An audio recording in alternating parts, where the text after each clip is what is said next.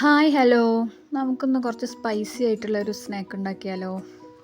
അപ്പോൾ അതിനായിട്ട് ഞാൻ എടുത്തിട്ടുള്ളത് ബജിയൊക്കെ ഉണ്ടാക്കാൻ വേണ്ടിയിട്ട് നമ്മൾ കടയിൽ നിന്നൊക്കെ വാങ്ങുന്ന മിക്സ് ഉണ്ടല്ലോ, അതാണ് കേട്ടോ. അപ്പോൾ അത് വാങ്ങാൻ കിട്ടാത്തവർ കുറച്ച് അരിപ്പൊടി, കുറച്ച് കടലമാവ്, കുറച്ച് കാശ്മീരി മുളക് പൊടി, സാമ്പാർ പൊടി, കായപ്പൊടി, ആവശ്യത്തിനുള്ള ഉപ്പ്, ഇതെല്ലാം ചേർത്ത് കൊടുത്താൽ മതി കേട്ടോ. അതിലേക്ക് എന്നിട്ട് കുറേശ്ശെയായി വെള്ളം ഒഴിച്ച് കൊടുത്ത് നന്നായിട്ടൊന്ന് മിക്സ് ചെയ്തെടുത്താൽ മതി. ഞാനിപ്പോൾ ഈ മിക്സിലേക്ക് ഉപ്പും അങ്ങനെയുള്ള സംഭവങ്ങളൊന്നും ഇട്ട് കൊടുത്തിട്ടില്ല കേട്ടോ. അതെല്ലാം ഇതിലുണ്ട്, അതുകൊണ്ട് ഞാൻ ഇട്ട് കൊടുത്തിട്ടില്ല. അപ്പോൾ ഞാൻ കുറച്ച് വെള്ളം ഒഴിച്ച് നന്നായിട്ടൊന്ന് മിക്സ് ചെയ്യുന്നുണ്ട്. വെള്ളം ഒഴിക്കുമ്പോൾ ഒരുപാട് ഒഴിച്ച് നമ്മൾ മിക്സ് ചെയ്യരുത്. കുറേശ്ശെയായിട്ട് ആവശ്യത്തിനനുസരിച്ച് ഒഴിച്ച് കൊടുത്തിട്ട് വേണം മിക്സ് ചെയ്തെടുക്കാനായിട്ട്. ഒരുപാട് വെള്ളം പോലെ ആവും ചെയ്യരുത് കേട്ടോ.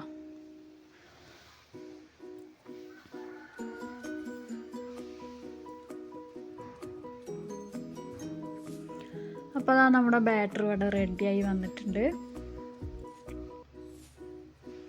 അതാ ഇതുപോലെ മിക്സ് ചെയ്തെടുത്തിട്ടുണ്ട് കേട്ടോ. ഞാൻ എന്ത് ചെയ്യുകയാണെങ്കിലും മെലു ഉണ്ടാവും എൻ്റെ കൂടെ, അവളെ കൈയാണത് കേട്ടോ.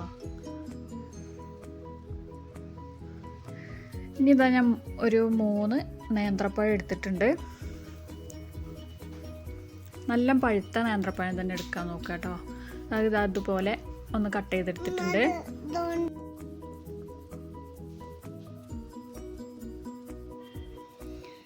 ഇനി ഞാനൊരു ചട്ടിയിൽ കുറച്ച് ഓയിൽ ഒഴിച്ച് കൊടുത്തിട്ടുണ്ട്. അത് നന്നായിട്ടൊന്ന് ചൂടായി വരുന്ന സമയത്ത് നമ്മൾ കട്ട് ചെയ്ത് വെച്ചിട്ടുള്ള പഴം ഉണ്ടല്ലോ, അപ്പോൾ അത് ഈ ബാറ്ററിലൊന്ന് മുക്കിയിട്ട് നമുക്ക് എണ്ണയിലേക്ക് ഇട്ട് കൊടുക്കാം.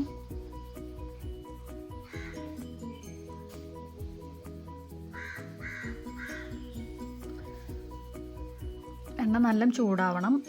മീഡിയം ഫ്ലെയിമിലിട്ടിട്ട് വേണം കേട്ടോ നമ്മളിത് ഫ്രൈ ചെയ്തെടുക്കാനായിട്ട്. ഹൈ ഫ്ലെയിമിലിട്ട് കഴിഞ്ഞാൽ അത് പെട്ടെന്ന് കരിഞ്ഞു പോവും, ഉള്ളു വെന്ത് കിട്ടൂല. അപ്പോൾ മീഡിയം ഫ്ലെയിമിലിട്ടിട്ട് ഫ്രൈ ചെയ്യുക.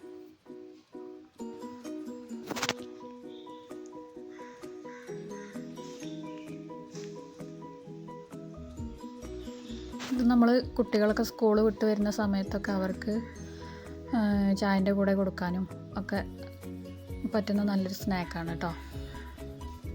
എരിവും മധുരമൊക്കെ ആയിട്ട് നല്ല ടേസ്റ്റ് ഉണ്ടാവും. എല്ലാവരും ഒന്ന് ഉണ്ടാക്കി നോക്കിയിട്ട് നിങ്ങളുടെ അഭിപ്രായങ്ങളൊക്കെ ഒന്ന് പറയണം കേട്ടോ. അപ്പോൾ അതാ നമ്മുടെ ബനാന ഫ്രൈ റെഡി ആയിട്ടുണ്ട്. അതൊന്ന് നമുക്കൊരു പാത്രത്തിലേക്ക് കോരി മാറ്റണം. ബാക്കിയുള്ള പഴം കട്ട് ചെയ്തത് കൂടി അതുപോലെ ബാറ്ററിൽ മുക്കിയിട്ടൊന്ന് എണ്ണയിലേക്ക് ഇട്ട് കൊടുക്കുന്നുണ്ട്.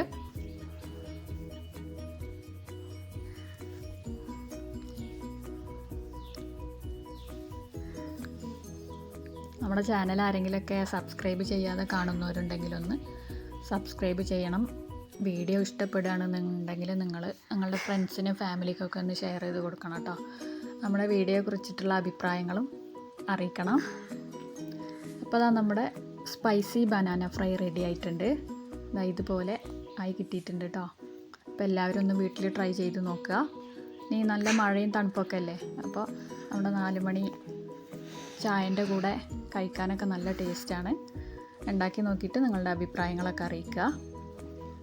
അപ്പോൾ ഇന്നത്തെ വീഡിയോ ഇത്രയൊക്കെ ഉള്ളൂ.